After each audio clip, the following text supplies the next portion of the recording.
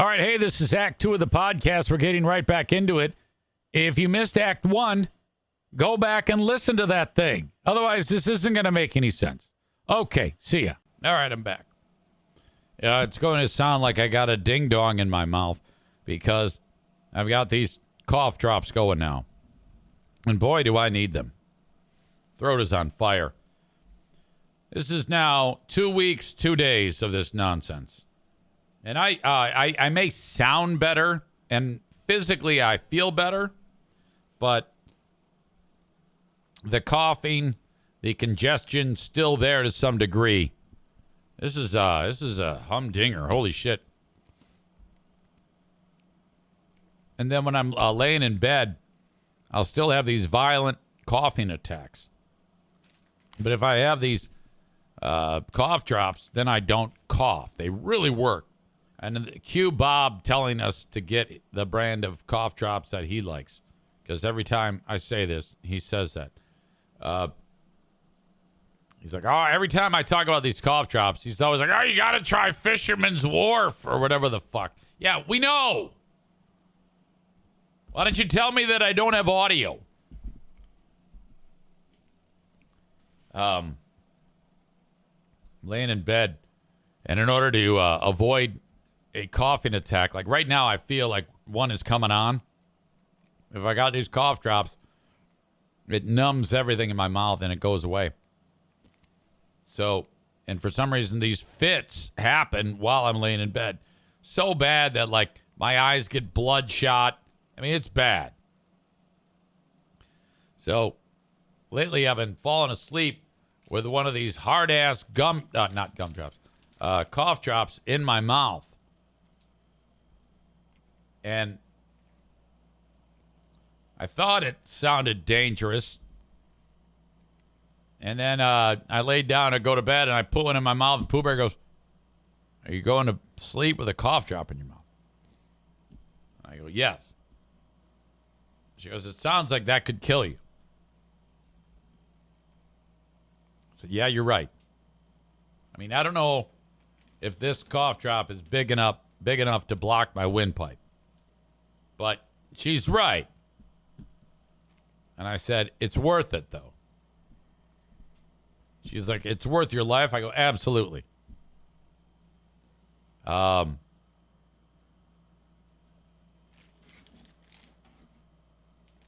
Josh says, make sure they're sugar-free. I used to do that when I smoked and gave myself all kinds of cavities. Huge mistake.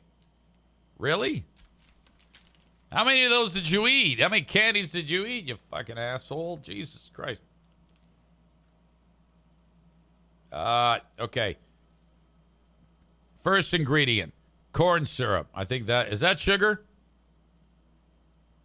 And then there's the medicinal eucalyptal glycerin gum arabic, potassium sorbate, sucrose.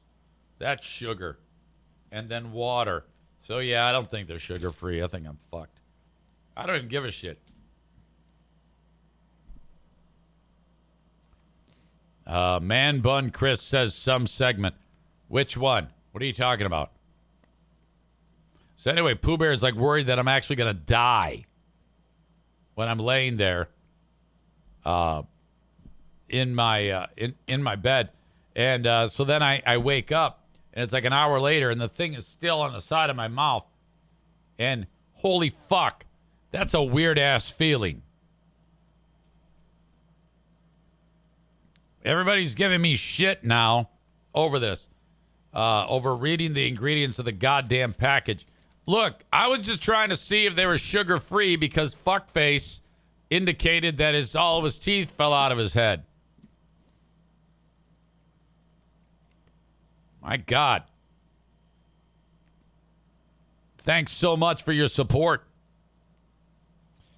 This is Bill Belichick, a follow-up to that interview that we talked about yesterday. It was on Patreon. We talked about it. It was CBS This Morning interview of Bill Belichick dressed like a slob.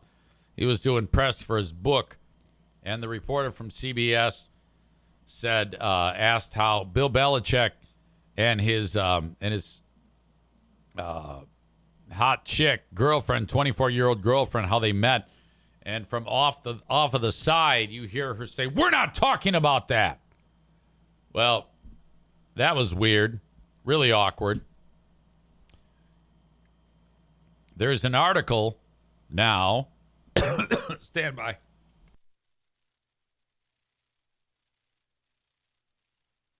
Wow, that's bad. There is a report now that Jordan Hudson, during that interview, she stormed out of the room and delayed Bill Belichick's CBS interview for 30 minutes. Hudson reportedly had an outburst behind the scenes during Bill Belichick's recent CBS interview. Now, there are rumors going around that she is a paid escort.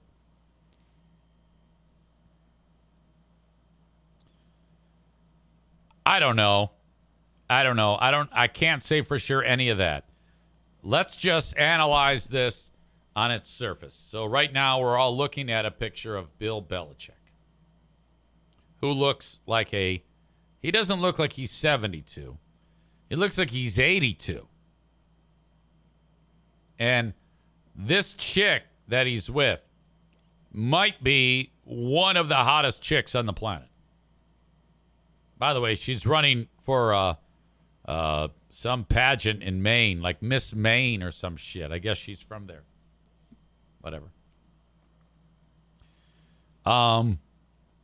So God knows what's going on there. That's a fact, though. No one can dispute anything of what I just said. She is 10 out of 10 hot. And he is 10 out of 10, 82 years old, though he's 72. There's no way in fuck that she is attracted to this guy physically. I think she's either a paid escort or this is some type of scam.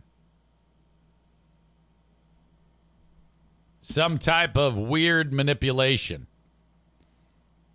Doesn't Belichick have children? What do they have to say about this? God, something's got to give on this story. I'm just waiting for so much more. Before I get into the ins and outs of the idea that she's been like controlling him. This is a not at all AI generated clip, outtake from that interview with the CBS News guy. Thank you to Jason Thierry for sending this my way. Jordan is the best thing that ever happened to me. Well, her and those dinger pills that I eat like Skittles. How did you guys meet? On Backpage. She was selling her butt, and it turns out I was in the market for some butt. Now she's my unofficial defensive coordinator. I mean, the shit we have to put up with for an occasionally wet little hole, am I right? If you're going to have a handler, then she best be a smoking hot succubus, am I right? Me and Jordan get along great. Sure, she might beat the hell out of me from time to time, but it's usually because I deserve it. It's kind of like that movie Misery. She's just as psychotic, but she's hot and knows how to use Instagram. Jordan makes me Instaface pictures because she loves me and my brand. It has nothing to do with her being a controlling bitch, hell-bent on fame and fortune. I'll be honest, if our defense struggles this year, she might be taken over. I've always wanted a DC I was sleeping with. Lord knows Matt Patricia couldn't get me up. My girlfriend Jordan is the... Again, I just love AI. I don't give a shit if it's... Even if, like, AI happens to take advantage of loved ones in my family, like my elderly father and stepmother, if they get taken for a ride of all their money because of an AI scam, I'm going to be like, so be it. We've got this. I haven't yet seen this one. Shedeur Sanders. I'm going to Cleveland. Where all the women look like truck drivers and the men smell like hamburgers, legendary. People keep asking me if I've been humbled by sliding to the 5th round. No, I haven't. I think I'm just going to be an even bigger asshole, if that's even possible. But one thing I've learned is that I guess teams don't like it when you're a complete jackass and act like you're better than everyone. I'm a team player, and by that I mean my dad is going to call every single day until I'm starting.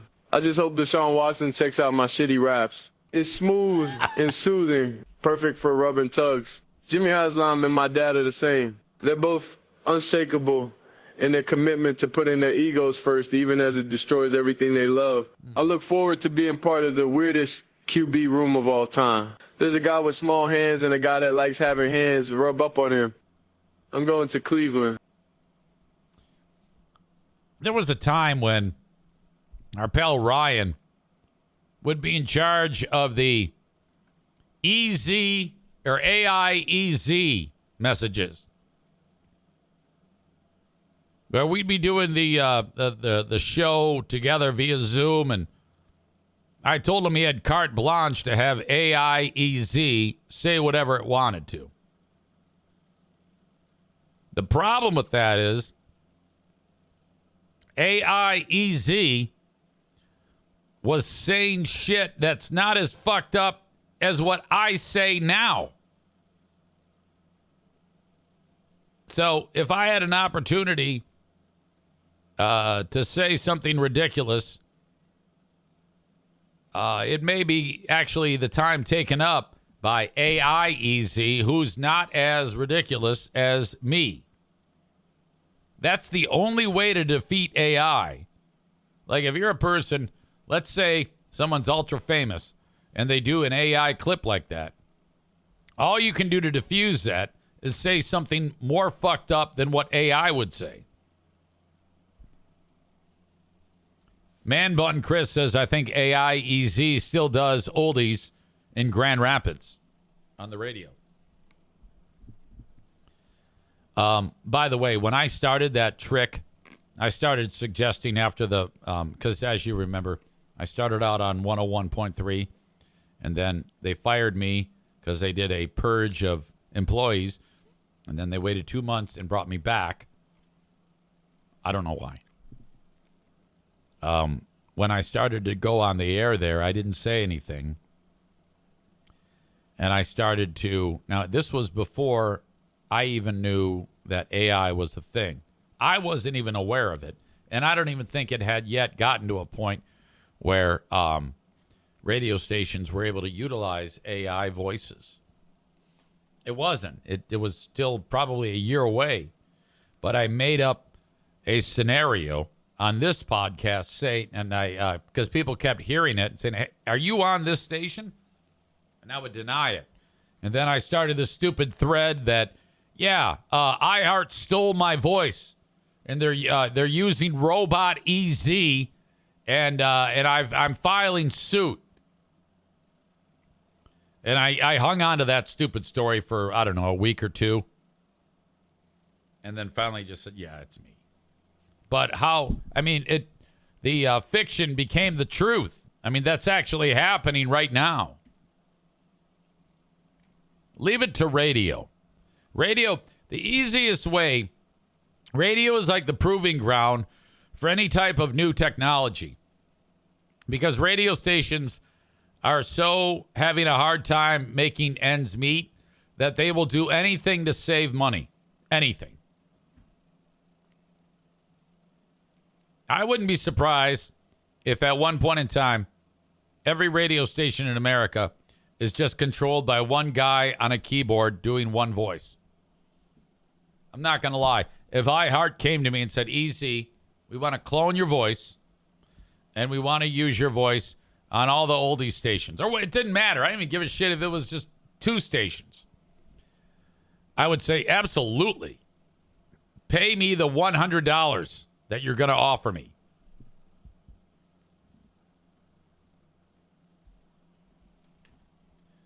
Let's see. Chris says AIEZ did an intro for the Boomer Bunker Chris calls it the Boomer Bunker shit show on Rumble. I did not know that was still around. I haven't thought about that in the longest goddamn time.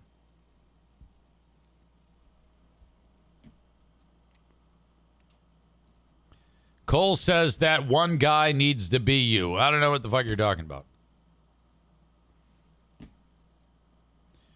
Man Bun Chris says, I'm bummed that Cleveland moved out of the conference for soccer at the Rangers games. We don't get easy Cleveland facts this year. No, well, we'll just supplant the next community. I can't wait to do those games. It's going to be a lot of fun. The heckling. Oh, my God. All right, where was I? I was talking about this chick, Jordan Hudson. This is an awful announcing story. Jordan Hudson's presence was felt in a big way during the Bill Belichick interview with CBS Sunday Morning. It turns out the University of North Carolina, that's where, I don't know if you remember this, Belichick is the head coach of North Carolina football now. UNC is starting to become increasingly worried about just how involved she is in his role as head coach of the football program. She's become the Belichick's de facto agent and PR strategist since he accepted the coaching job. So much so, in fact, that Hudson actually requested to be copied on emails to Belichick regarding the program's communication strategy and referring to herself as Chief Operating Officer of Belichick Productions on email signatures. Oh, my God. This is ridiculous. The most recent instance where Hudson interjected herself into Belichick's professional life came on Sunday, where she made it a point to interrupt her boyfriend's interview with CBS Sunday morning anchor Tony Dockapil, informing him that Belichick wouldn't be answering a seemingly harmless question about how the two had met. Boy, that look on her face when we're not talking about this. And she's just staring right at the guy. Sorry if it sounds like I have a big, thick penis in my mouth. It's cough drops. It's the only way I'm able to make it through these shows. It turns out that the interview featured far more input from Hudson than was simply not captured in the final edit of the show. TMZ issued a report on Monday revealing far more concerning behind-the-scenes details about how the interview went down. According to TMZ, Bill arrived at the interview with no other representative other than Hudson, which was a surprise to CBS producers. As for how Hudson conducted herself during the interview, that didn't make the final product. She reportedly got so angry she had to walk off the set, which caused a 30-minute delay and spooked Tony Dockapil. Initially, here's Tony Dockapil. She doesn't let him talk about anything. So he's asking stupid questions about football like anybody gives a fuck about him coaching UNC football. No one's interested in UNC football. No one's interested in him coaching the Patriots when he did that. No one's interested in how he got fired. Nobody gives a fuck about any of that. The only thing you have interesting going for you is that you are dating this smoke show. All right? That's the only thing interesting here in this interview. And if I'm Tony Dockapil, I say, look, I might get in trouble for this, but we're talking about this or we're gone. It's up to you. Sell your own fucking book. We're only interested in this relationship right here. It's not our fault.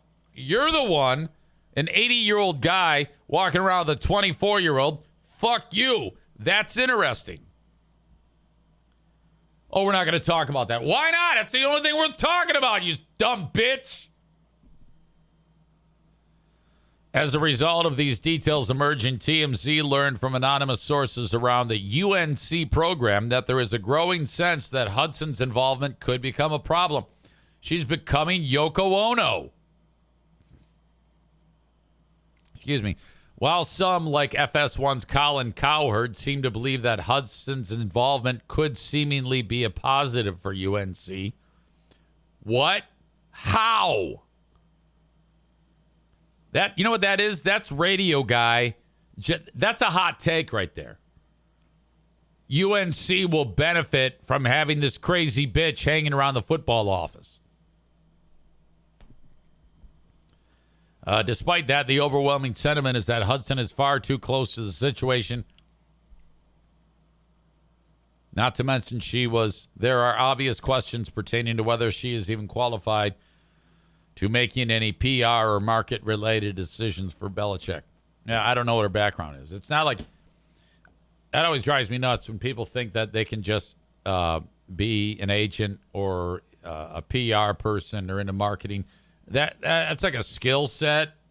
You actually have to be educated to some degree, or at least mentored, or work closely with someone at a hands-on level until you achieve a status to be able to hold your own in that regard. It's not for everybody. It's not easy work either. You can't just say, I'm a marketing professional. I just called myself one. If that were the case, I could say, yeah, I'm a football coach. So there's a lot of speculation in this article from Awful Announcing, because it says, by the sounds of this report, it looks like higher-ups in the UNC athletics department will soon be having a conversation. Yeah, we don't know that. I guess it might happen. Who knows? With these two about the involvement in day-to-day operations. I'm here for it. I want every part of this damn story. They're talking about how it could be a total circus. Man Bun Chris says it's a very common question. Come prepared with a lie. We met at a bar and we hit it off. We know it's strange, but we just love each other, whatever you want to come up with. But by not addressing it, you make this even bigger.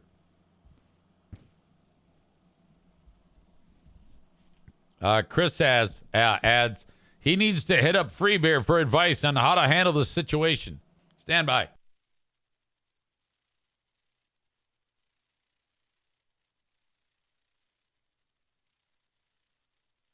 Oh, my God, I'm a mess.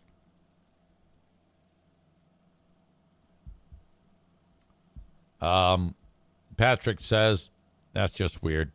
Rebecca says, oh, she's crazy.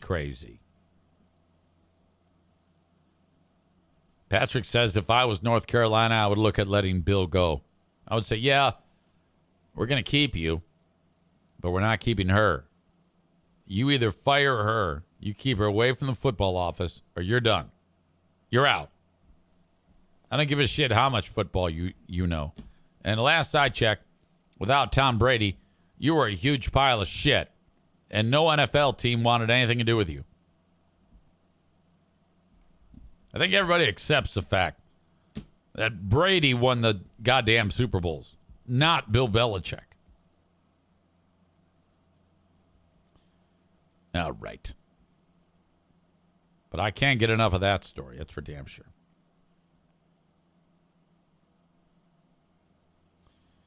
Let's see. Where do I want to go now? Oh, my God. Ladies and gentlemen. I've talked about this before, that Michigan is MAGA country. Now, I don't know about Southeast Michigan, but I think a lot of people have been coming out of the woodwork.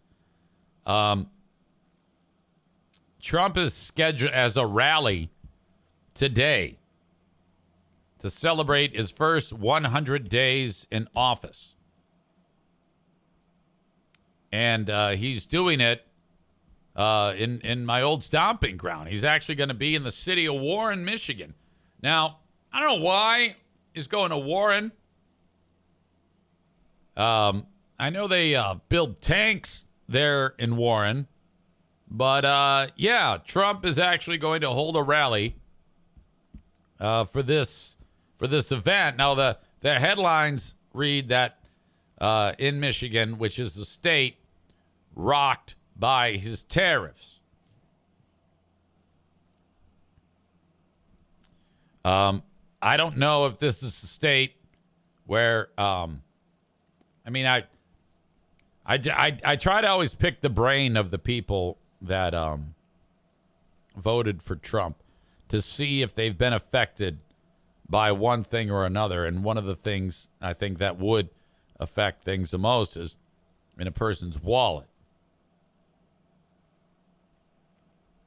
And I haven't really had that conversation with anybody who can, stress how it's affected them. But Michigan, according to this, is the state that has been affected dramatically by the tariffs. And his combative attitude towards Canada. He's making an afternoon visit at the Air Force Base, Selfridge, for an announcement alongside Democratic Michigan Governor Gretchen Whitmer, who Whitmer has been getting a little bit of heat lately because she's kind of been cozying up to Trump in some degree. Well, a lot more than she used to. She was like, hell no to Trump. And Trump talked shit about her. And I don't know if she hangs on to that. I mean, when it comes to politics, I don't think you remember jersey numbers. I think that's something that you let go when it comes to politics. So it's going to be Trump and Gretchen Whitmer. I don't think that's ever happened. And I don't know why she would do that. What's going on there that Whitmer's like, yeah, I'm going to go to the Trump rally? I didn't really see that about her. Is she trying to become more like a moderate or something like that? He's also going to speak at Warren College, Macomb Community College, I should say, in Warren. Yeah, that's remarkable to me.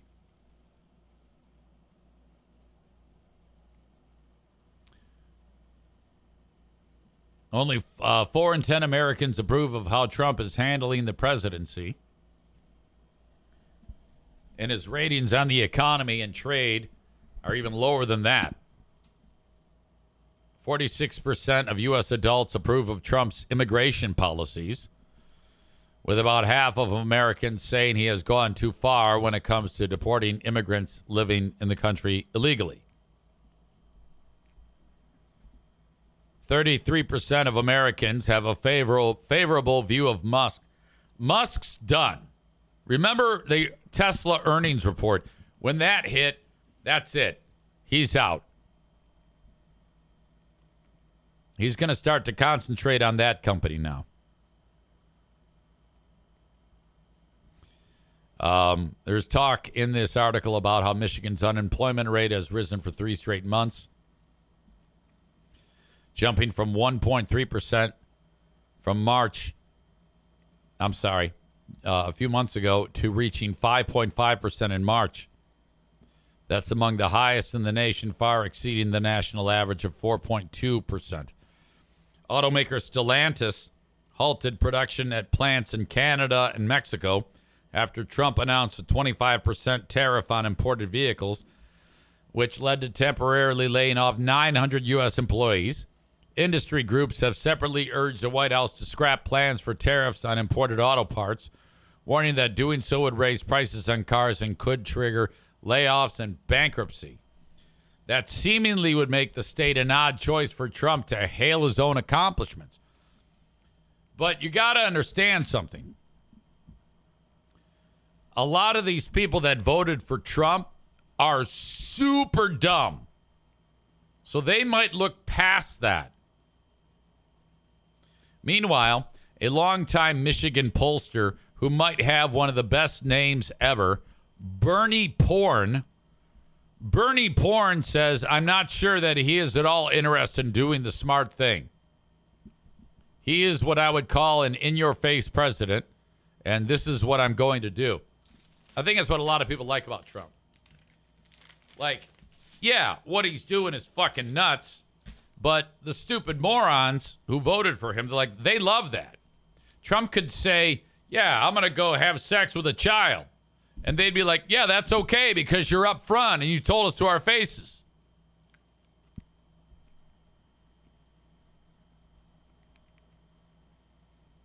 All right. I don't get Whitmer. I think if you're Gretchen Whitmer, you don't want to be cozy with Donald Trump. I think that flies in the face of everything she tried to do during the fucking pandemic. Ladies and gentlemen, we've got a Tophus sighting. Been a long time. No one really understood what happened. Last we remember, Chris in Buffalo told you to calm your tits. And we can't say for sure, but that may have triggered something. We haven't seen hide nor hair of you since. Glad you're here.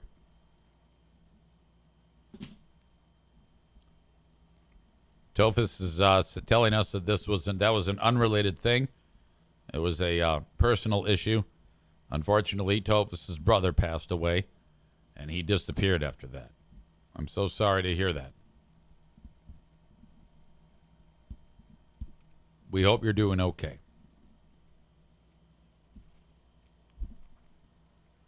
We thought that you were having a goddamn temper tantrum. Which, I mean, let's be honest here. You did rage out on bullet disintegration. So that's where that was coming from. So he says, I mean, I did. And I don't know what that means. And I need context. I mean, you disappeared, but now you're back. I got you. All right. Well, he says, I did flip out. Okay, so what we have here now is, because of the serious nature of the news that you've just provided to us, you have a rare moment where you are free of insults until we look at this at a time necessary when we can start to call you a dumb fuck.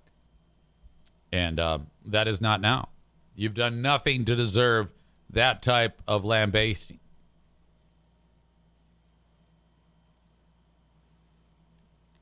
But we're glad you're here. Nick even says, welcome back, Tophus. Sorry to hear that. If I could give you any advice when it comes to this chat, there is no flipping out. No one does that.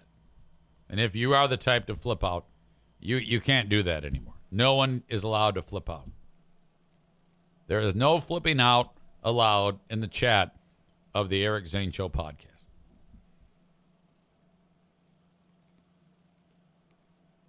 Chris K says, holy shit, Joe is back too.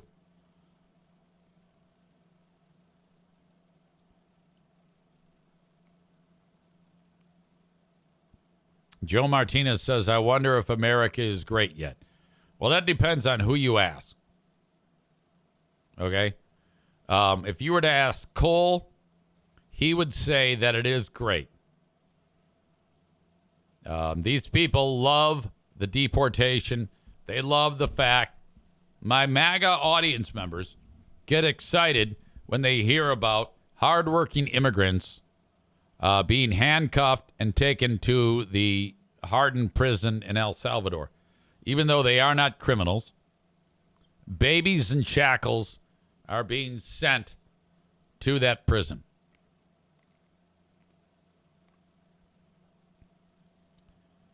Tova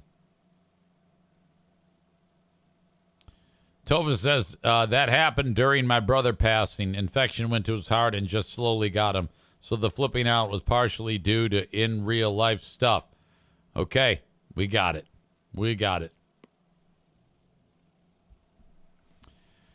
All right. Ladies and gentlemen, the world's first sperm race took place.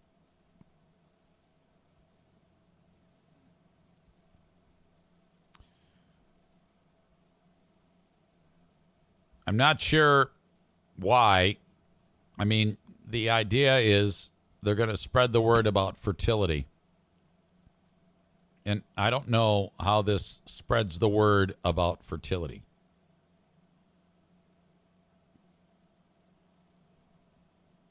But a couple of dudes provided samples of their own semen. And then they, on a microscopic level, had a course that the sperm could swim through. And it was like two separate tracks where they go up, down, left, right, in a circle. And the first guy's sperm to the finish line wins. And you're able to see in real time the race between the actual swimmers. Now, when I first saw this video, which we're looking at it, I think we're looking at it. Yeah, we are looking at it right now. I thought that this guy here in the light-colored clothing, I thought that he was nude when I was looking at it on my phone. I thought that he was actually like blasting his dong butter into the racetrack, like working one out right there. But that's not the case. He does have clothes on. So then, according to this, they say on your mark, get set, go, and then you're seeing the jizz race. Lane 1, lane 2. There's announcers announcing the race. There's an M. Night Shyamalan plot twist at the end, where I don't know if that's the winner or the loser who gets the celebratory jizz bath. I'm not kidding you. What I can see here is the race. You're going to see the actual camera view of the race, getting a close-up of the little creatures swimming through. And then whoever wins it, there's a winner and a loser. And then it cuts to some guy, either the winner or the loser, getting coated in jizz, like a old-school Japanese bukkake video. If you don't believe me, if you're listening to the audio podcast, you must click on this link to see this for yourself. Here we go. Yes. 2, 1. New entries. Oh, shit. They're going. Who's winning? Once they enter the chamber, we are Are you guys ready? Oh! This is enormous. Shit. Jimmy is off to the races. This might not even be close. Oh, my All God. of those years of YouTube. Who is that? The feminist. The 800 credit score. Jimmy is long gone. No, his swimmers aren't even on the screen. This is Side affair, Jimmy's swimmers are really a microscopic masterclass. No. Tag! No! Tag! these idiots are just Jimmy! Tag! Unbelievable! okay. Now there's the sperm, and gonna cross the finish line. He came prepared! What the fuck? Insemination! Okay, now there's the winner. Now watch this. CCP! I believe in your nuts, Jimmy. What's going on here? Somebody is getting a jizz bath. Yeah. Wow, that is very, very strange. Stevie says it's gross. Well, what is the gross part of it? Seeing the swimmers swim?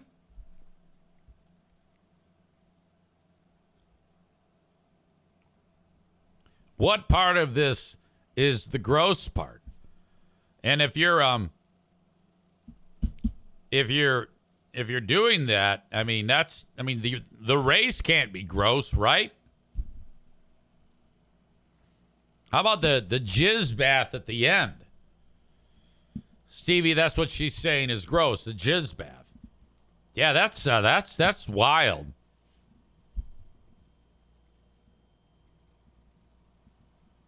The finish line used to be a crackerback in the day, Nick says. I don't know what that means.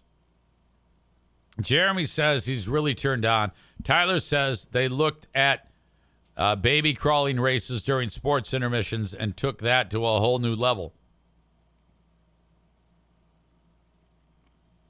Rebecca says, who needs hearing? Not me. Man Bun Chris says, it sounds like the Hamilton kid calling the snow day with Lusk. Jeremy says, audio level perfect as usual. Sorry about that, guys. It was fine. Tyler says, I'm pretty sure I saw Jizz Bath Dude gargling some of it too.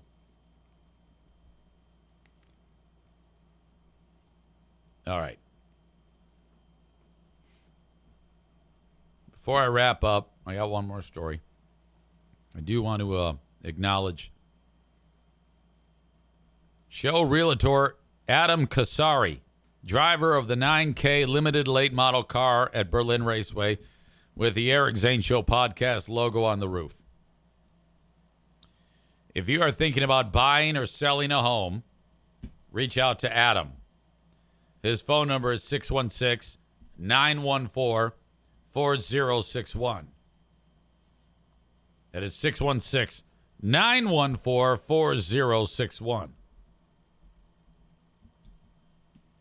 I don't know what else I can tell you about a realtor. What makes him different than the others? I don't know.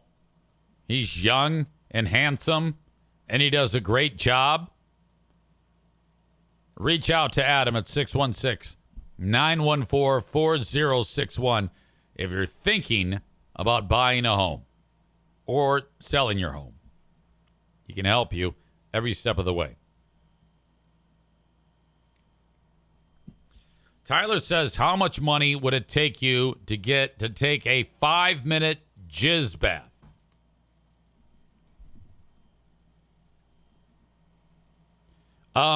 Okay. So you're looking at a bathtub with like a heating element in it to keep it to be 98.6 degrees. A 98.6 degree jizz bath. So I don't know how you accumulate enough jizz to get a jizz bath, but let's just assume that they're able to get 50 gallons of jizz, and they pour it into the tub, and I got to jump into the tub and take a bath in it. I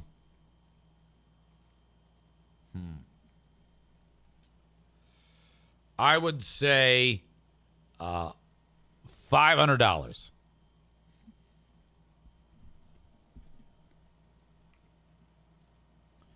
Lawrence Taylor is the former stud defensive player for the New York Giants back in the day. All this guy did was make everybody be afraid of him and snort cocaine. What a player Lawrence Taylor was for the New York Giants. And the Giants just drafted a guy named Abdul Carter, and he plays the same position that Lawrence Taylor played. Lawrence Taylor's number 56 jersey has been retired by the Giants. So this guy, Abdul Carter from Penn State, was drafted, and he shows up there, and he's all happy. He's just been one of the top picks. And he said to Lawrence Taylor, who congratulated him at the draft, this guy said, congrats, I'm happy for you. You're going to be great with our team, the Giants. I love the Giants. I'm still very much connected with the team. Can't wait for you to be part of the team. And the guy said, hey, I'm so proud. While I got you here, would it be okay? And this Abdul Carter is thinking he's going to get the answer he wants. If I wore your number 56, I brought back your number 56 on the field, and I would use your jersey number. And this Abdul Carter probably thought he's going to love this. Lawrence Taylor wrinkled up his face and goes, hell no. No. I don't give a shit how you were drafted.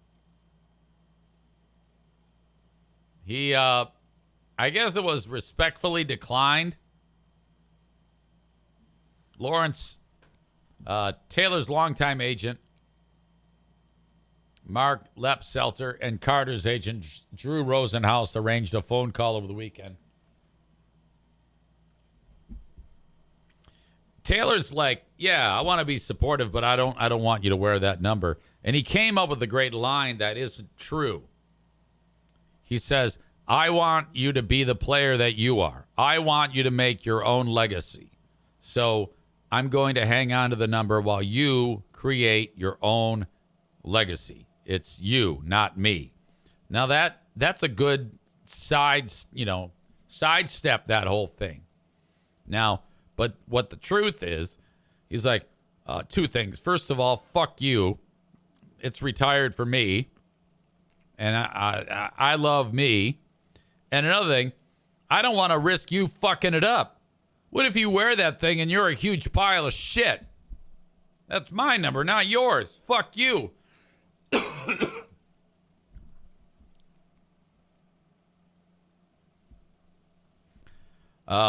Carter said the right thing after dude said, no, you can't wear my jersey number. The worst thing he could say was, no, my stance don't change, he writes. LT is the GOAT. Nothing but respect. This just gonna make me work even harder. I love it. So he writes like he's stupid, but okay, probably most football players are.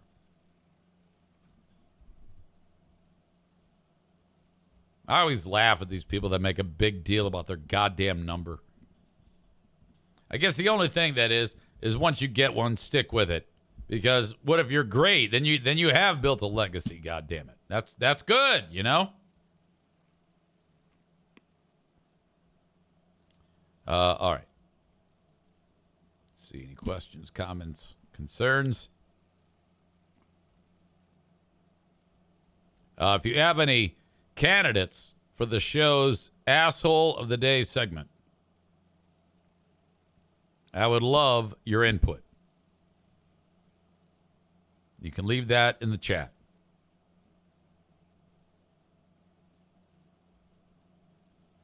In fact, I'm going to get to that. I think I know what it is. I think I know who the Asshole of the Day is.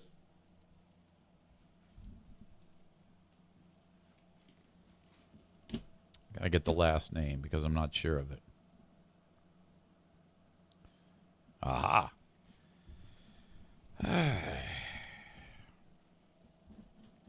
Thank you to TC Paintball for the Asshole of the Day.